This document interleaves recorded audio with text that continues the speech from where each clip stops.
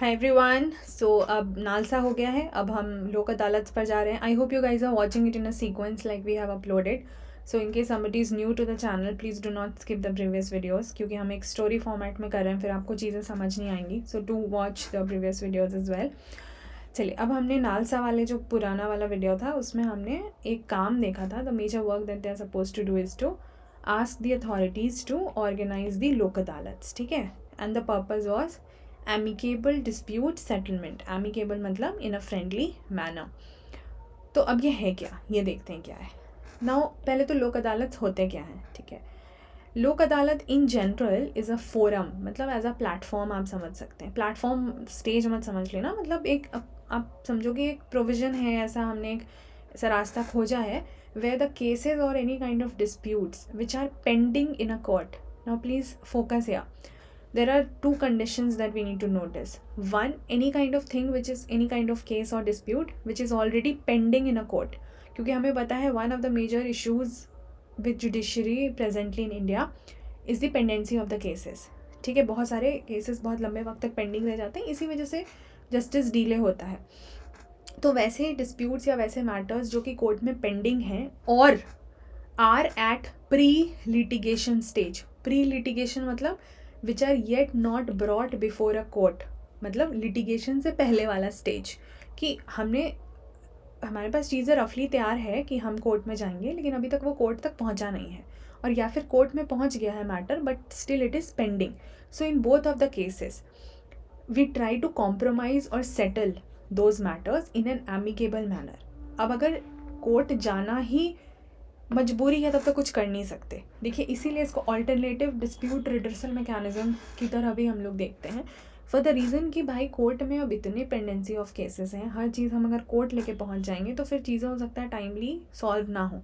And to reduce the burden on the जजेस, because we have less number of जजेस also, क्योंकि सारी seats fill नहीं है, बहुत सारे ऐसे इशूज़ हैं, इंफ्रास्ट्रक्चर इशू, ये वो बहुत कुछ है।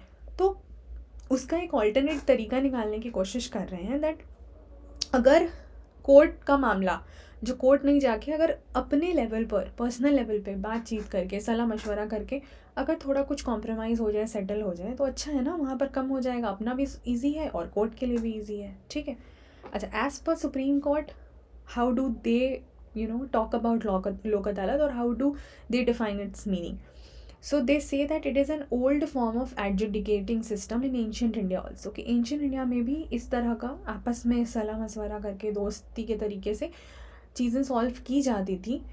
फिर नीचे आएंगे तो फिर उन्होंने बात करी कि in fact this is kind of people's court only, क्योंकि आपस में लोग ही बात कर रहे हैं, and it is based on the Gandhian principle, and then it is one of the components of the ADR which I just told you a couple of minutes ago, which is alternative dispute redressal और resolution system, जहाँ हम dispute को solve करने का एक alternate तरीका ढूंढ रहे हैं, ठीक है। Because Indian courts are overburdened with backlog of cases, ठीक है। So we need to have the Lok Adalat as an alternative resolution, जिससे कि हमें एक्सपीडिशियस एंड इनएक्सपेंसिव जस्टिस मिलेगा, बहुत ज़्यादा खर्चीला भी नहीं होगा और हमें थोड़ा जल्दी भी सोल्यूशन मिल जाएगा, ठीक है। No they are accepted in India as a viable economic efficient informal one, क्योंकि इसके लिए आपको समझ में आएगा ना कि ये कोई फॉर्मल तरीका नहीं है आपस में बातचीत करके करने का, लेकिन वायबल है, बहुत मतलब क्या बोले, सुविधाजनक है, इकोनॉमिक है, क्योंकि कोर्ट में जितना ज़्यादा खर्चा है यहाँ नहीं है वैसा। इफ़िशिएंट है, क्योंकि अगर आपका रिजल्ट अच्छे से आ गया, result as in if you are successful in solving that matter और getting that dispute redressal done, तो अच्छा है आपके लिए, और इनफॉर्मल है। अच्छा, अनदर ऑल्टरनेटिव जुडिशियल जस्टिस में है, because we try to deliver the informal cheap and expeditious, मतलब तेज़ी से, justice to the common man by settling the disputes which are either pending in the court और has not yet reached the court, ठीक है। तो जैसे negotiation है, negotiate कर लिया, आपस में बातचीत कर लिया, कंसीलिएशन, ये these are the different terms, हम टेक्निकल उसमें नहीं जा रहे हैं डिटेल्स में, जार्गन्स यूज़ होते हैं, बट आप ऐसे समझ लो कि in general this is all about this negotiation, conciliation, ठीक है। ये सब बेसिकली टर्म्स जो हैं वो यही डिनोट करते हैं कि हम आपस में बात करके एडजुडिकेशन, सलाह मशवरा करके चीज़ें को सॉर्ट आउट कर ले रहे हैं। अच्छा, इसको स्टैट्यूटरी स्टेटस मिला बाद में। स्टैट्यूटरी मतलब लॉ के मदद से। तो जो फर्स्ट लोक अदालत था कैंप जो हुआ, that was organised in Gujarat in 1982। फिर धीरे धीरे it got started in other parts also, ठीक है। तो as a earlier voluntary agency, अपनी मर्जी से वॉल्टियर करके लोगों ने चीज़ें जो हैं वो शुरू हुई। Then it got statutory status under the Lok legal services act, जो हमने कल देखा था 1987 में। उसके कुछ प्रोविजंस थे वो हम देख लेंगे, और उसकी बेनिफिट्स क्या थी वो भी हम देख लेंगे, ठीक है। और फिर एक सेक्शन है परमानेंट लोक अदालत पर भी, उस पर बाद में आते हैं। But first will go back to see Lok Adalat. Meaning मैंने आपको सब समझा दिया, कोर्ट के लिए कैसे क्या था वो सब समझा दिया, स्टैट्यूटरी स्टेटस कब मिला हमने बता दिया, ठीक है। अब उसको समझते हैं कि उस एक्ट में, जो ये लीगल सर्विसेज एक्ट थी जिसके थ्रू नालसा स्टैब्लिश हुआ, उसमें लोक अदालत को लेकर के क्या क्या बातें कही गई। पहले कहा गया कि जो स्टेट लीगल सर्विस अथॉरिटी होगी या डिस्ट्रिक्ट लीगल सर्विसेज अथॉरिटी होगी, अब ये सब authorities we have done in the previous video, state level पे, डिस्ट्रिक्ट लेवल पे, सुप्रीम कोर्ट की कमेटी, हाई कोर्ट की कमेटी या तालुक की committee, all these 5 authorities we have done. Now they may organise Lok Adalats at such intervals and places and for exercising such jurisdiction and for such areas as it thinks fit। मतलब ये जो authorities हैं, they have और they are getting the power via this act to organise Lok Adalats. कब करेंगे, मतलब कितने interval पे करेंगे, कौन से प्लेसेस में करेंगे, क्या जुरिस्डिक्शन होगा, कितने एरिया के लिए करना चाहेंगे, everything the decision is according to them, but आप बस करो, ठीक है। Every लोक अदालत organized for an area shall consist of such number of serving or retired judicial officers। तो वो जो लोक अदालत बनेंगे उसमें कौन से लोग रहेंगे, या तो जो प्रेजेंटली जुडिशियल ऑफिसर्स हैं या रिटायर हो चुके हैं, सो बेसिकली वो have understanding and knowledge about judiciary, and other persons of area as may be specified by the agency organising the Adalat. इनमें से कोई भी एजेंसी लोक अदालत ऑर्गेनाइज कर सकती है। So firstly, though, we will have the serving or the retired judicial officers. But if that agency feels that in the area that we are organizing this लोक अदालत, क्योंकि ये human tendency पर based है ना, आपस में बातचीत पर based है, so if they feel, let's say there is any person in that area who might be helpful in getting the conciliation done, arbitration done, ठीक है, या वो किसी भी तरीके से हेल्पफुल हो सकते हैं, तो उनको भी लाया जा सकता है। उनका जुडिशरी से पुराना कोई लेना देना हो ऐसा बिल्कुल ज़रूरी नहीं है, ठीक है, क्योंकि द होल आइडिया यहाँ is key to get the dispute redressal done. Generally a Lok Adalat consist of judicial officer as the chairman and lawyer और advocate and a social worker as the members, क्योंकि ये लोग हेल्प कर सकते हैं, but other members could also be there. A Lok अदालत shall have jurisdiction to determine and to arrive at a compromise or settlement between the parties, ठीक है, वो पार्टीज़ के बीच में सेटलमेंट कर सकते हैं with respect to any case which is pending और any matter जो कि कोर्ट के jurisdiction में आता है and not brought before the court yet, ठीक है, प्री लिटिगेशन वाला। So the लोक अदालत can deal with not only the cases pending before a court but also with the disputes at the pre litigation।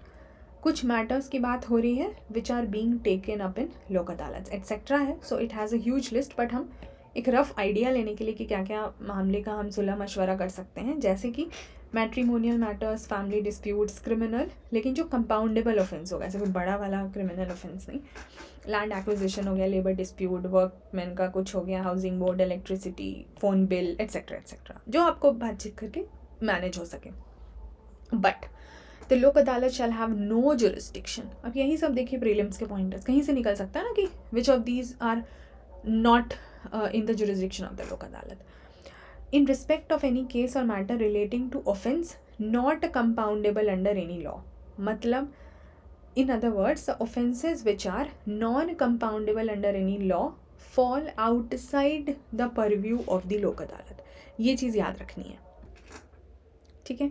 तो in short आपको जो चीज़ समझनी है वो ये है कि कंपाउंडेबल केसेस जो हैं, compoundable cases are those cases जहाँ हम कॉम्प्रोमाइज़ करवा सकते हैं, जहाँ कॉम्प्रोमाइज़ का स्कोप है, ठीक है। Non compoundable cases are those जहाँ पे कॉम्प्रोमाइज़ का कोई स्कोप नहीं है और यहाँ पे किसी भी मतलब सारे सीरियस मैटर्स जो हैं वो आएंगे, ठीक है। तो कोई भी जो नॉन कंपाउंडेबल होगा मैटर वो लोक अदालत में काउंट नहीं होगा, क्योंकि वहाँ कॉम्प्रोमाइज़ की कोई गुंजाइश ही नहीं है। Any case which is pending before the court can be referred to Lok Adalat for settlement if the parties thereof agree to settle the dispute in Lok Adalat. जो पार्टीज़ हैं वो खुद ही आपस में मान जाएं कि हाँ भाई ठीक है, हम लोक अदालत में डिस्प्यूट सेटलमेंट के लिए तैयार हैं. तो उस केस में देखिए दोनों केसेस समझना होगा ना. अगर if there is certain matter which has not yet reach the court, तब तो ठीक है, तब तो वो लोक अदालत देख लेगी. But if there is any matter which has gone to the court but still pending, तो उसको कोर्ट से लोक अदालत लाने के लिए भी तो कुछ कंडीशंस एक्सेप्ट होने चाहिए, तभी तो वो आ पाएगा ना केस. नहीं तो वो तो कोर्ट में पेंडिंग ही रहेगा. उसको वहाँ से निकाल के लोक अदालत के पास लाने के लिए भी तो कुछ कंडीशंस का फुलफिल होना ज़रूरी है. That is what to be understood.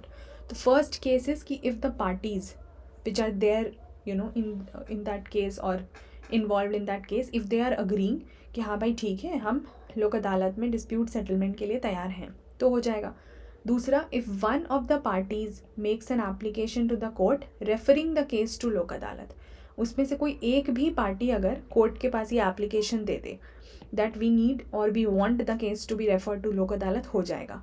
और the court is satisfied that the matter is an appropriate one to be taken cognizance by the Lok Adalat. अगर कोर्ट को खुद ही लगे कि नहीं ठीक है, लोक अदालत को ही इस मामले को देखना चाहिए, वहीं पे सॉल्व हो जाएगा, तो हम क्यों इतना अभी कर रहे हैं, हमारे पास और भी चीज़ें करने के लिए.